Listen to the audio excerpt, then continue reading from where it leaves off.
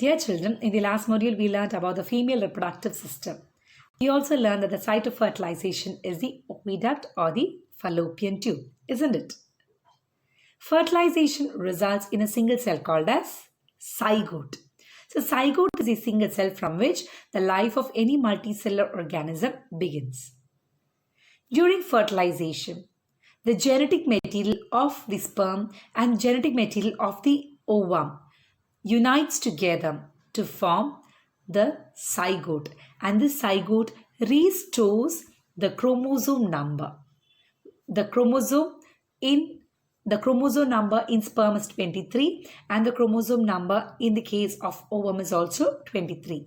They join together to give rise to the zygote, which is having 46 number of chromosome, thus restoring the chromosome number.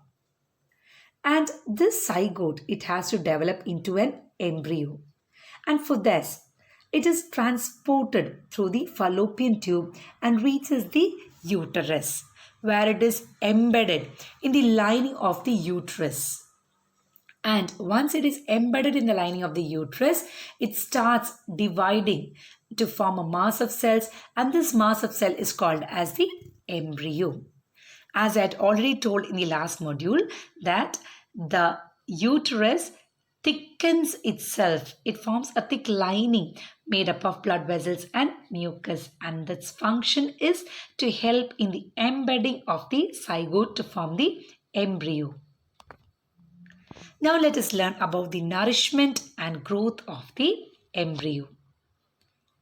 The embryo gets nutrition from the mother's blood through a connection called as placenta. So placenta is a structural unit and functional unit which connects together the embryo and the mother's body.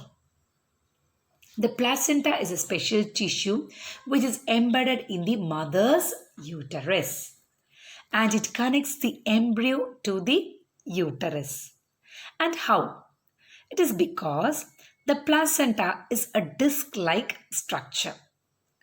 And this disc-like structure on the embryo side, it is furnished with a number of villi. And on the mother's side, it is provided with a large number of blood spaces. And these blood spaces surround the villi. And this villi provide large amount of surface area so that there is a platform for exchange of substances. What all does the embryo require to grow? It requires oxygen to respire, isn't it? It requires nutrients to grow. So oxygen and the nutrients like glucose from the mother's body is passed into the embryo through the placenta, which is a disc-like structure which is furnished with villi and blood spaces. And also, it not only gives nutrition and oxygen for respiration, it also removes carbon dioxide and waste from the embryo to the mother's blood.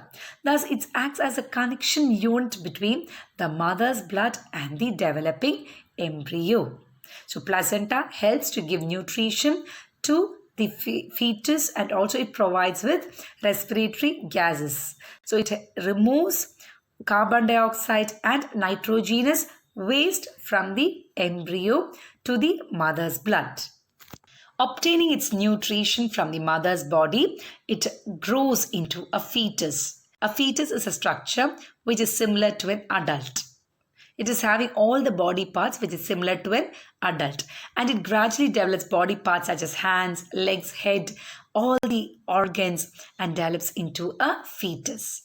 And for the development of a fetus, a complete grown fetus, it takes 9 months, approximately 9 months.